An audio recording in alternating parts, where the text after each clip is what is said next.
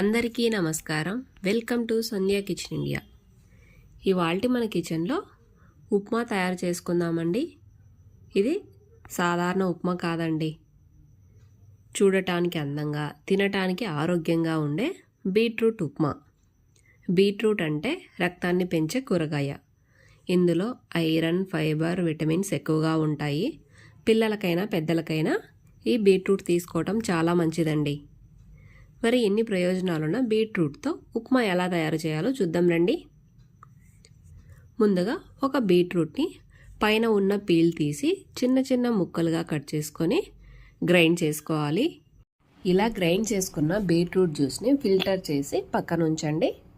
ఇప్పుడు స్టవ్ పై ప్యాన్ పెట్టి 1 కప్పు బొంబాయి రవ్వను వేసుకోవాలి. అదేనండి సూజీ రవ్వ అంటారు కదా, ఆ సూజీ రవ్వను వేసుకొని మంటని లో ఫ్లేమ్లో పెట్టి రవ్వని వేపుకోవాలి. ఇందులోకే 1 టీ స్పూన్ జీలకర్రని కూడా వేసి వేపుకోవాలి. ఇలా వేపుకున్న రవ్వని పక్కన ఉంచండి. ఇప్పుడు అదే ప్యాన్లో 2 టేబుల్ స్పూన్స్ ఆయిల్ వేసి ఆయిల్ హీట్ అయ్యాక 1/2 టీ స్పూన్ శనగపప్పు, 5-6 జీడిపప్పుల్ని వేసి వేపుకోవాలి. జీడిపప్పు కాస్త వేగిన తర్వాత 2 పచ్చిమిరపకాయల్ని సన్నగా కట్ చేసి వేసుకోండి. ఇందులోకి 1/2 టీ స్పూన్ పోపు దినుసుల్ని కూడా వేసి వేగనివ్వాలి. కరివేపాకు కూడా వేసి చిటపటలాడాక ఒక మీడియం సైజు ఉల్లిపాయని సన్నగా తరిగి వేసుకోండి. మనకు ఇటువైపు తాలింపు వేగుతుంది కదా, మరోవైపు మనం ఫిల్టర్ చేసి పెట్టుకున్న బీట్రూట్ జ్యూస్ని మరిగించుకోవాలి. మనకు తాలింపు రెడీ అయ్యేలోపు అక్కడ జ్యూస్ కూడా వేడైపోతుంది. ఉల్లిపాయ కాస్త సాఫ్ట్గా అయ్యే వరకు వేయించుకోవాలి.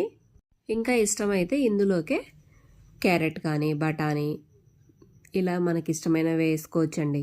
ఇక్కడ నేనైతే ఓన్లీ ఉల్లిపాయ మాత్రమే వేస్తున్నాను. ఉల్లిపాయ కాస్త సాఫ్ట్గా అయ్యాక మనం వేయించి పెట్టుకున్న రవ్వని వేసి వేపుకోవాలి. మనం ఆల్రెడీ రవ్వ వేయించిందేనండి, కానీ మళ్ళీ ఇలా ఆయిల్లో కూడా ఒకసారి వేపుకున్నాము అంటే ఒక 2-3 నిమిషాల పాటు మనకు రవ్వ అనేది ఉండలు కట్టకుండా ఉంటుంది.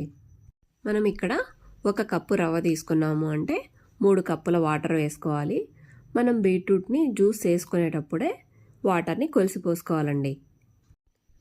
ఇప్పుడు ఇందులోకి రుచికి సరిపడ్డ ఉప్పును కూడా వేసి పక్కన మరుగుతున్నటువంటి జ్యూస్ని తెచ్చి ఈ రవ్వలో పోసుకోవాలి.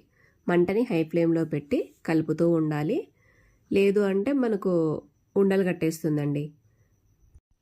మనం వాటర్ అయినా కూడా లేదా ఈ బీట్రూట్ జ్యూస్ అయినా కూడా ఈ ఉప్మాలో వేడి నీళ్లు పోసాము అంటే మనకు ఉండలు కట్టకుండా ఉంటుంది. చివరగా 1 స్పూన్ నెయ్యిని వేసి మూత మూసి 2-3 నిమిషాల పాటు మగ్గించుకోవాలి. ఈ ఉప్మా కొద్దిగా వదులుగా ఉంటేనే బాగుంటుందండి, మరీ దగ్గర పడనివ్వద్దు. కొద్దిగా చల్లారితే కూడా ఈ ఉప్మా గట్టిగా అవుతుంది. అంతే అండి, చూసారు కదా, ఎంతో సింపుల్ అండ్ టేస్ట్ అయినటువంటి బీట్రూట్ ఉప్మా రెడీ.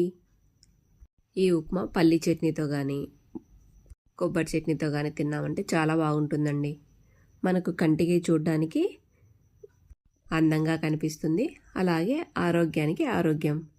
పిల్లలు ఉప్మా వద్దు అంటారు కదా, ఒకసారి ఇలా చేసి పెట్టండి, పిల్లలకు తెలియకుండానే తినేస్తారు.